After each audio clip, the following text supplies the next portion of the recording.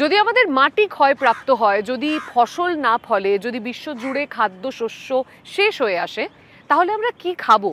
পৃথিবীতে জলবায়ু পরিবর্তন কৃষিকাজের জন্য একটি বড়সড় হুমকি। পৃথিবীর শেষ দিন ঘনিয়ে আসছে, ডুমসডে আর বেশি দেরি নেই। বিশেষ করে আমরা যেমন দেখছি, প্রচলিত কৃষি পদ্ধতি বিশ্বজুড়ে ব্যর্থ হয়েছে।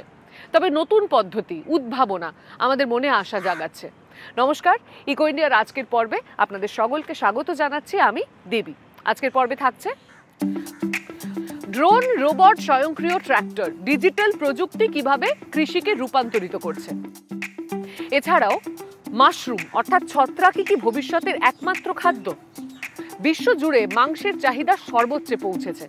বার্লিনের একটি স্টার্টআপ মাংস, ডিম এবং আরো অনেক কিছুর পরিবেশ বান্ধব এবং সুস্বাদু বিকল্পের কথা বলছে। কৃষকদের ক্ষেত্রে একটি বড়সড় চ্যালেঞ্জ হলো অনিয়মিত এবং অপ্রত্যাশিত আবহাওয়া। এক ঋতু থেকে অন্য ঋতু বদলের ক্ষেত্রে কৃষকেরা আর ফসল বপনের সঠিক সময় বুঝতে পারছেন না। তাদেরকে খরা মোকাবিলা করতে হবে কিনা, তাদের ক্ষেত প্লাবিত হবে কিনা বুঝতে পারছেন না। আচ্ছা, কৃষকেরা যদি ক্ষেতের মাইক্রো ক্লাইমেট সম্পর্কে সুনির্দিষ্ট তথ্য পেতেন এবং সেই অনুযায়ী সিদ্ধান্ত নিতে পারতেন, তাহলে দক্ষিণ ভারতের বেঙ্গালুরুর একটি কৃষি প্রযুক্তি সংস্থা ঠিক সেই স্বপ্নকেই বাস্তবায়িত করছে। ৩৬ বছর বয়সী সোমনাথ কাওয়ালে তৃতীয় প্রজন্মের আঙুর চাষি। পশ্চিম ভারতের নাসিক জেলায় তার খামারের মতো অন্যান্য আরও ক্ষেত রয়েছে। সব মিলিয়ে বছরে ১০ লাখ টনেরও বেশি আঙুর ফলে। গত বছর অসময়ের শিলাবৃষ্টি ৪০,০০০ হেক্টরের ফলন নষ্ট করেছে। তার আঙুরগুলো কপাল জোরে বেঁচে গিয়েছে। তাও তিনি জানেন, খামখেয়ালি আবহাওয়ার জন্য সবকিছু হারিয়ে ফেললে কেমন লাগে। ২০১৭ সালে এই অঞ্চলে এমন ঝড় বৃষ্টি হয়েছিল যা কেউ আন্দাজও করতে পারেনি। 2017 फ्लॉवरिंग स्टेजला होती। আঙুর গাছে সবে ফুল এসেছিল। अति पावसानं तिला অতিরিক্ত বৃষ্টির জন্য আমি কোনো স্প্রেও করতে পারিনি। खूप पाऊस होता आणि आमची जमीन জমিতে জল জমার কারণে ট্রাক্টরও ব্যবহার করতে পারিনি। আমার সব ফসল নষ্ট হয়ে গিয়েছিল। তা থেকে ঘুরে দাঁড়াতে আমার ২ বছর লেগে গেছে। 100% नुकसान झालेलं होतं त्या बागेचं। কমে আসা জল সরবরাহ বহু বছর ধরে এই অঞ্চলের কৃষকদের সবথেকে বড় চিন্তার কারণ। জল বন্টন আরও পাকাপোক্ত করার জন্য তারা বিন্দু বিন্দু জলসিঞ্চন বা ড্রিপ ইরিগেশন চালু করেন। অল্প জলের সরবরাহের জন্য তাদের এই পদক্ষেপ কাজে এসেছে। কৃষকেরা আবহাওয়া ও জলবায়ুর দ্রুত পরিবর্তনের সঙ্গে মানিয়ে নিতে লড়াই করছেন। वातावरण बदलामुळे পুরনো দিনে আবহাওয়ার সম্পর্কে অনুমান করা অনেকটাই সহজ ছিল। आताचं फार मोठा बदल झालाय वातावरणामध्ये। কিন্তু এখন পরিবেশ দ্রুত বদলে গিয়েছে। समस्यांना तोंड द्यावं लागतंय द्राक्ष शेतीमध्ये। এর ফলে আমাদের সমস্যাও বেড়েছে। म्हणजे कालपर्यंत आबट होतं आणि যেমন কালই ছিল গরম, আজকে আবার ঠান্ডা। पुढे दिसत नाहीये। तर ह्या वातावरण बदलामुळे এই পরিবর্তনের ফলে আঙ্গুর ক্ষতিগ্রস্ত হচ্ছে। আমরা জানি না কখন বৃষ্টি আসতে পারে। कधी ऊन पडेल काही सांगू शकत नाही। পরিবর্তিত জলবায়ুর ব্যাপারে জানতে এই কৃষিজীবী অত্যাধুনিক কৃষি প্রযুক্তির সাহায্য নিচ্ছেন। ফসল নামের একটি সংস্থা ভারতের আঙুর উৎপাদক অঞ্চলের চাষিদের ফলন রক্ষায় সাহায্য করছে। ক্ষেতের নানা জায়গায় বসানো সেন্সর থেকে তথ্য এই সৌরচালিত টাওয়ারে আসে।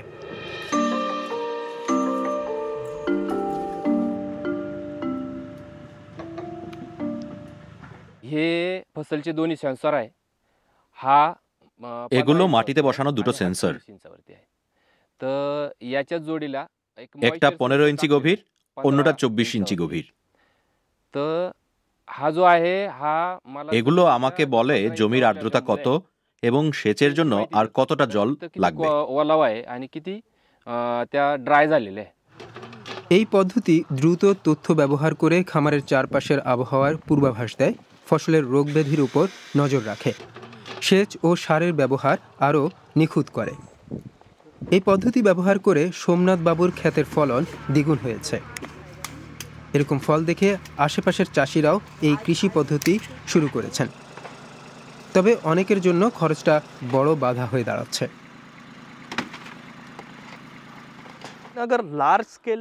আমরা যদি বড় আকারে কাজ করতে চাই তাহলে আমাদের প্রতিযোগিতামূলক হতে হবে।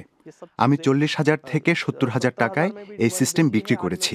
আমি বিশ্বাস করি মানুষ এই প্রযুক্তির সঙ্গে মানিয়ে নিচ্ছেন।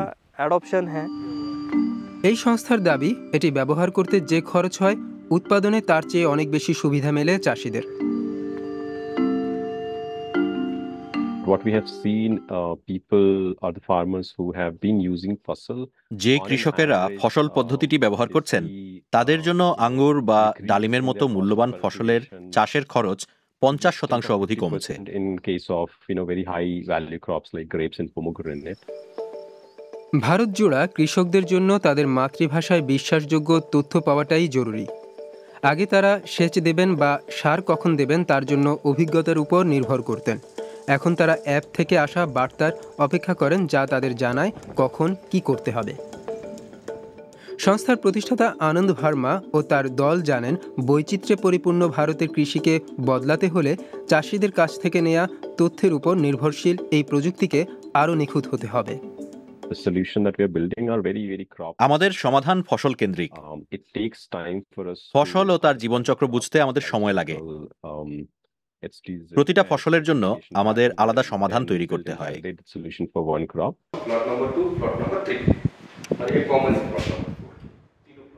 নাসিক জেলায় আরও বেশি কৃষক এই প্রিসিশন কৃষি পদ্ধতি বেছে নিচ্ছেন। চন্দ্রশেখর রাও এখন ইন্টারনেটের মাধ্যমে ঠিক করেন কতটা জল দেবেন। নিখুঁতভাবে মাপা ফসলের বৃদ্ধি থেকে তা স্থির হয়। উন্নত মানের আঙুর ফলাতে পারলে তা বিশ্ববাজারেও রপ্তানি করা যায়। এই উন্নত কৃষি প্রযুক্তির কারণে পুরনো ক্ষেত খামারগুলো দ্রুত পরিবর্তনশীল আবহাওয়ার সঙ্গে নিজেদের মানিয়ে নিতে পারছে। এসব ক্ষেতের আঙুর ফল টক না হওয়ার সম্ভাবনাই বেশি।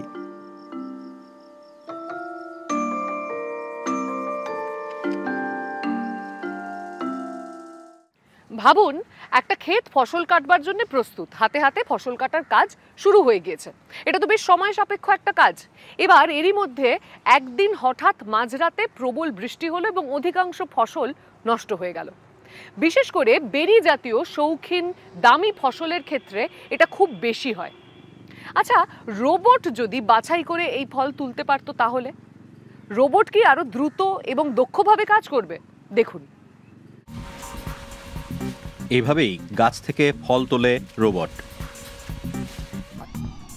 মানুষের তুলনায় তাদের এই কাজের গতি বেশ দ্রুত।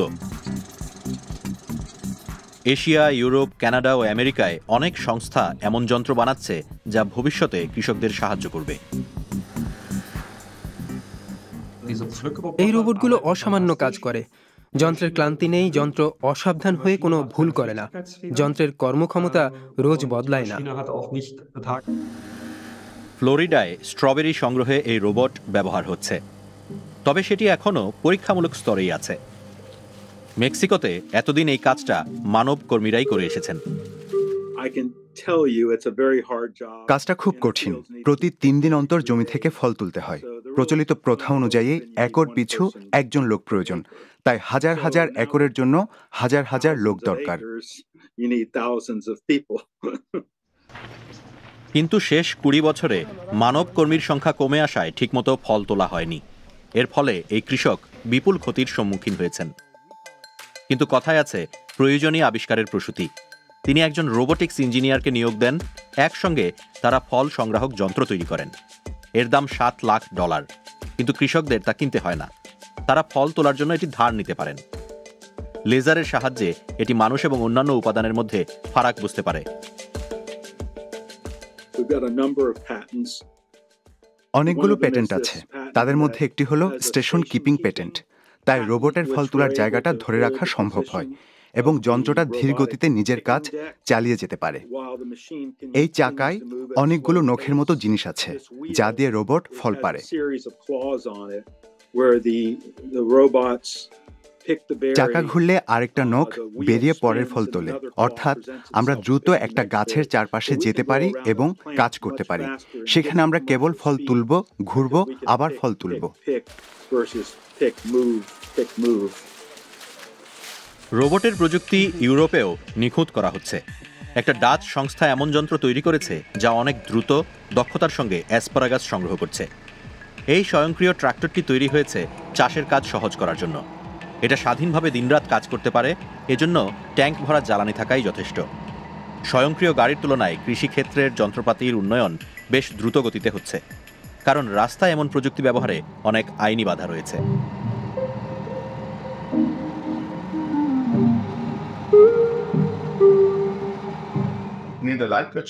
চাষের ক্ষেত্রে আমরা 2003 সাল থেকেই স্বয়ংক্রিয় পদ্ধতি শুরু করেছি, যদিও এটা রাস্তায় নিষিদ্ধ। আমরা সেখানে এটা ব্যবহার করতে পারবো না, কিন্তু মাঠে আমরা তা করতে পারি। এর দিক নির্দেশও প্রখর। অ্যাকুরেসি গাইডেন্স 2 থেকে 5 সেন্টিমিটারের মধ্যে। মানুষ বা জীবজন্তুর কোনো ক্ষতি যেন না হয় তা নিশ্চিত করতে মাঠের স্বয়ংক্রিয় যন্ত্রগুলোতে জিপিএস, ইনফ্রারেড ক্যামেরা, তাপমান ও দূরত্ব মাপার যন্ত্র থাকে। এগুলো পরিবেশ চিনতে পারে। সৌরচালিত ছোট রোবট জমিতে ধীর গতিতে ঘুরে আগাছা সাফ করে, যা করতে সাধারণত 20 জন কর্মীর দরকার হয়। অর্গানিক বা জৈব ফসলের চাষিরা কীটনাশকের ব্যবহার কমাতে এটি কাজে লাগান। একে আরও উন্নত করে সার ছিটানো, স্প্রে করা ও বীজ বপনের কাজে লাগানো যেতে পারে। রোবট ছাড়া ফসল তোলার কাজ সামনের দিনে কল্পনা করাও কঠিন হবে।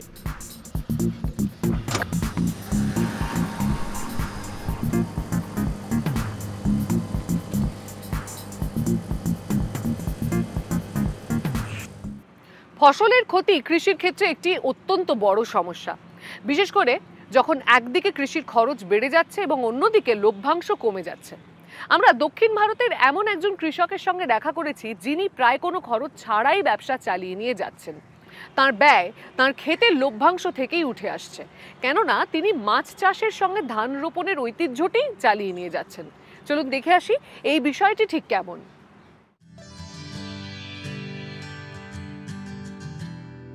তামিলনাড়ু রাজ্যের এই ছোট খামারটি অভিনব উপায়ে মাছ চাষ করছে।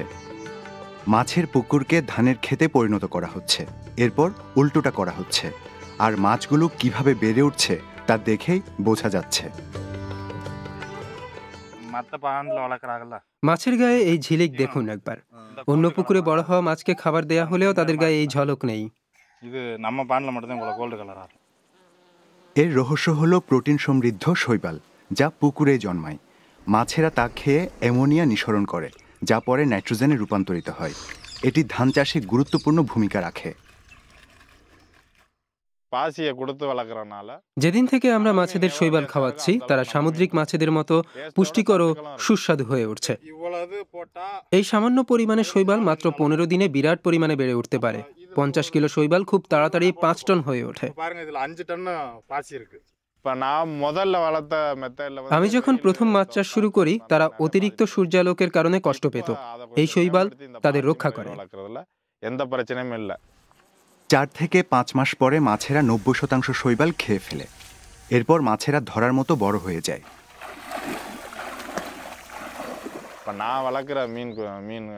আমি নানা রকম মাছ চাষ করি, পোনা, রুই থেকে মৃগেল ও শোল সবই।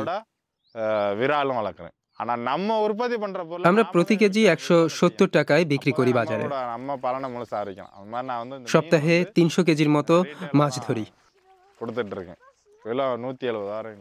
অর্থাৎ আমার 12 একর জায়গায় মাসে প্রায় 1 টন মাছ ধরা পড়ে। প্রতি বছর প্রায় 10 লাখ টাকা আয় করছি আমি এখান থেকে। পুন্নায়ার এই পদ্ধতি পুরোপুরি জৈব। তিনি কোনো কৃত্রিম সার বা কীটনাশক ব্যবহার করেন না। এর ফলে তার খরচ কম হয়, আর এই পদ্ধতি জিরো বাজেট ন্যাচারাল ফার্মিং নামে পরিচিত।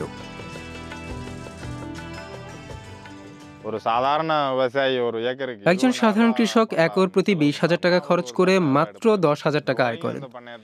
কিন্তু সংযুক্ত কৃষি পদ্ধতিতে আমার কোনো খরচ নেই, কারণ একটার বর্জ্য অন্যটার ক্ষেত্রে সার হিসেবে কাজ করে। পুন্নায়া সারা দেশ ঘুরে এই কৃষি পদ্ধতি শিখেছেন। ভারতে প্রায় 2 কোটি হেক্টর কৃষিজমি এইভাবে চক্রাকার অর্থনীতির জন্য উপযুক্ত। অথচ বর্তমানে মাত্র 1% জমি এই পদ্ধতিতে চাষ হয়। এই 1 একর জমিতে আমি ধান ও মাছ চাষ করি। মাছ চাষের পর আমরা সেটাকে ধানের জমি বানাই। সেখানে ধানের জন্য সার বা কীটনাশকের প্রয়োজন পড়ে না। গত বছর আরও 2 জন কৃষকের সঙ্গে আমি এডিটি 54 প্রজাতির ধান কিনেছিলাম। মাত্র 550 টাকা খরচ করেছিলাম, আর একই ফসল চাষ করতে তাদের খরচ হয়েছিল 22 টাকা। ফলন তোলার সময় তারা 30 বস্তা তুলেছে আর আমি 25 বস্তা। তারা 4,500 টাকা আয় করেছে, আর আমার 25 বস্তার আয় পুরোটাই লাভ। বেশি ফলন, কম খরচ, ধান ও মাছের এই ব্যবস্থা নেওয়ার জন্য পুন্নায়া অন্যান্য কৃষকদেরও পরামর্শ দিচ্ছেন। এর পরিবেশগত লাভও রয়েছে। রাসায়নিক দিয়ে চাষ করলে পৃথিবী শেষ হয়ে যাবে। প্রত্যেক কৃষককে সংযুক্ত কৃষি পদ্ধতির সঙ্গে মানিয়ে নিতে হবে। এতে কৃষক ও ক্রেতা সবার উপকার হবে।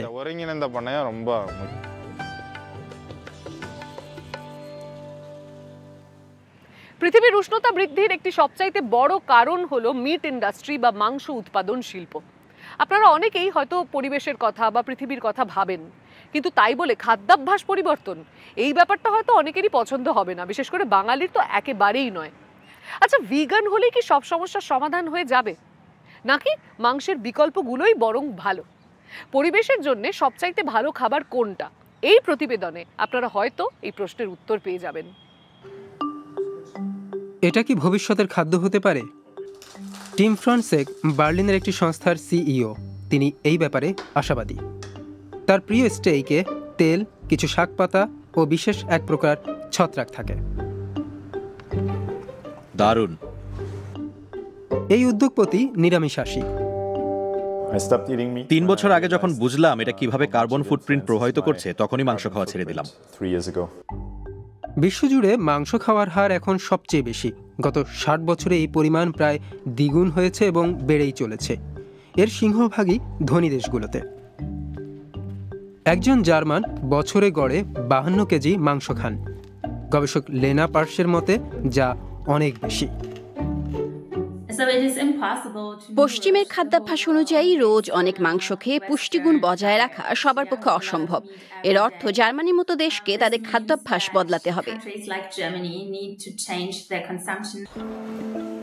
যেসব দেশ প্রথাগতভাবে নিরামিষাশী ছিল সেখানেও মাংস জনপ্রিয় হচ্ছে। ভারত, পাকিস্তান ও আফ্রিকার সাহারার দক্ষিণের অঞ্চলে মাংস ব্যবহার উল্লেখযোগ্যভাবে বৃদ্ধি পাচ্ছে। এর কারণ এখানে জনসংখ্যা ও আয় দুইই বাড়ছে। সমস্যা হলো মাংস উৎপাদন শিল্পের কারণে জলবায়ু পরিবর্তন হয়। মানুষের কাজকর্মের ফলে তৈরি হওয়া সমস্ত গ্রিনহাউস গ্যাসের 15% আসে পশুপালনের কারণে। অনেকে মনে করেন মাংস খাওয়া কমালেই এই নির্গমন কমবে, কিন্তু এটা কি এতই সহজ? বার্লিনে এক খাদ্য মেলায় দর্শনার্থীরা নিরামিষ বিকল্পগুলো চেখে দেখছেন। আসলে আমরা সপ্তাহে মাত্র 2 বার মাংস খাই, কিন্তু আমরা জানি আমাদের আরো উদ্যোগ নেওয়া উচিত। আমি এর পক্ষে, কিন্তু নিরামিষাশী হওয়ার মতো এমন মনোবল আমার নেই। অবশ্যই আমরা অনেক বেশি মাংস খাই, অন্তত আমি তো খাই। এখানে লোভনীয় নানা পণ্য রয়েছে, যেমন সয়াবিন থেকে বানানো এই কাবাব।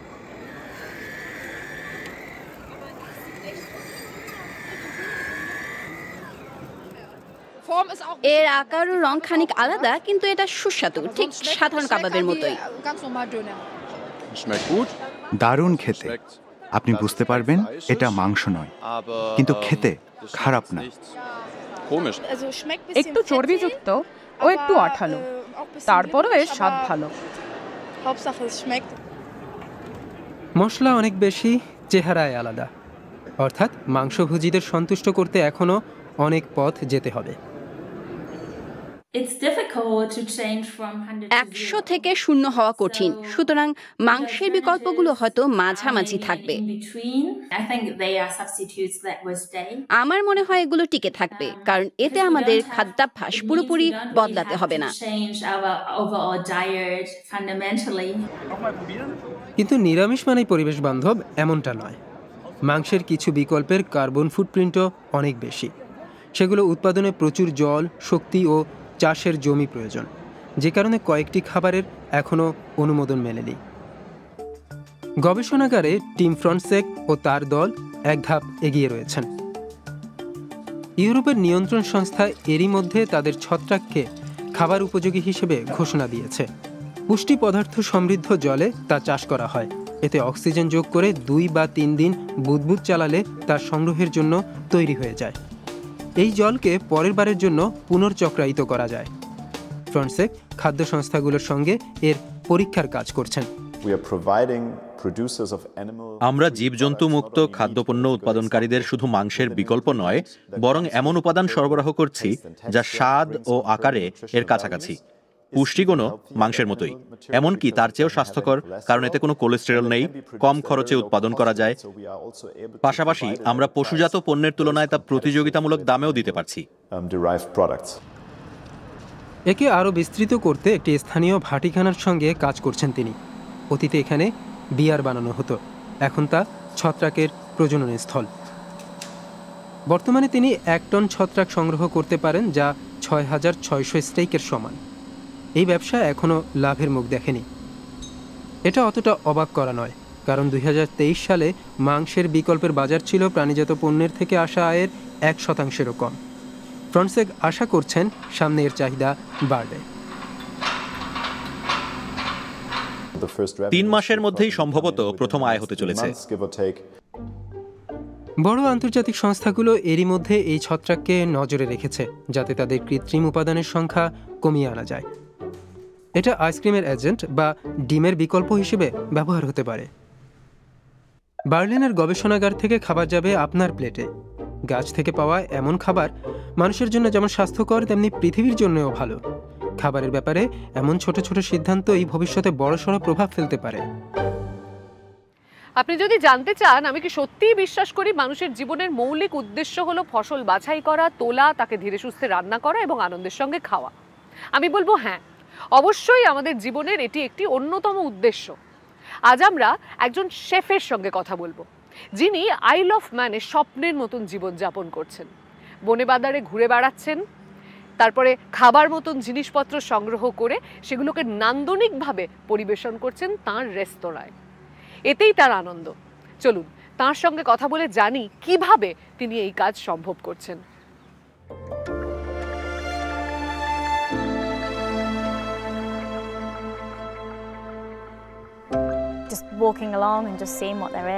হেঁটে হেঁটে কি আছে দেখা, দ্বীপে ঘুরে বেড়ানো, এটাই আমার সুপারমার্কেট।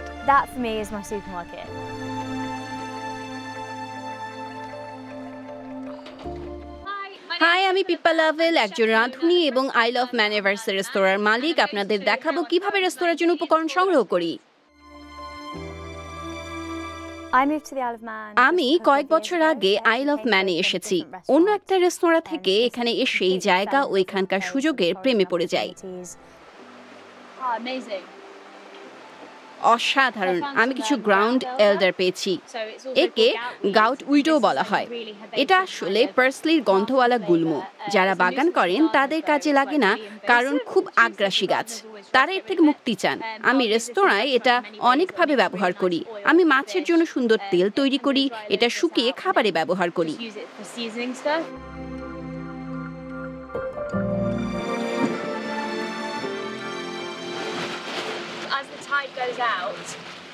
জোয়ারের জল নেমে গেলে নানা সামুদ্রিক গুল্ম পাওয়া যায়। এটাকে গুডউইড বলা হয়। এটা খুবই পিচ্ছিল, এটা দেখতে ভালো নয়, কিন্তু কয়েকবার ধুয়ে শুকালেই উজ্জ্বল সবুজ রং হয়ে যায়। এটা সামুদ্রিক গুল্মের মতো খেতে নয়, এর স্বাদ সমুদ্রের মতো বলা যায়।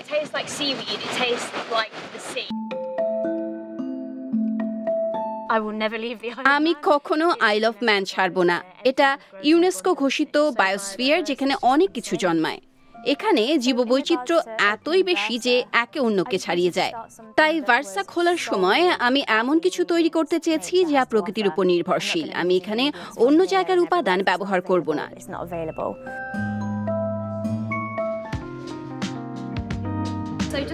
আজ সন্ধ্যায় পরীক্ষামূলক খাদ্য তালিকায় কিছু মিয়াডো সুইট কুকি এবং সংগ্রহ করা ব্ল্যাক কারেন্টের সঙ্গে স্থানীয় ক্রিম রেখেছি। প্রকৃতি আমাদের কি উপহার দেয় তা কতটা জরুরি সেটা মানুষকে দেখানো জরুরি, যাতে তারা এর সম্মান দেয়, দেখাশোনা করে।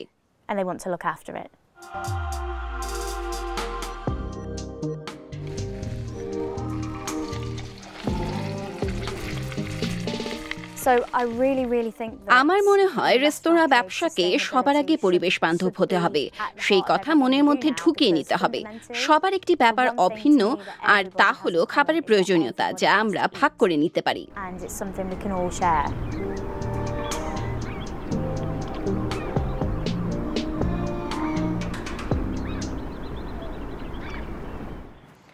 খাদ্যের সঙ্গে মানুষের সম্পর্ক সময়ের সঙ্গে সঙ্গে বদলেছে।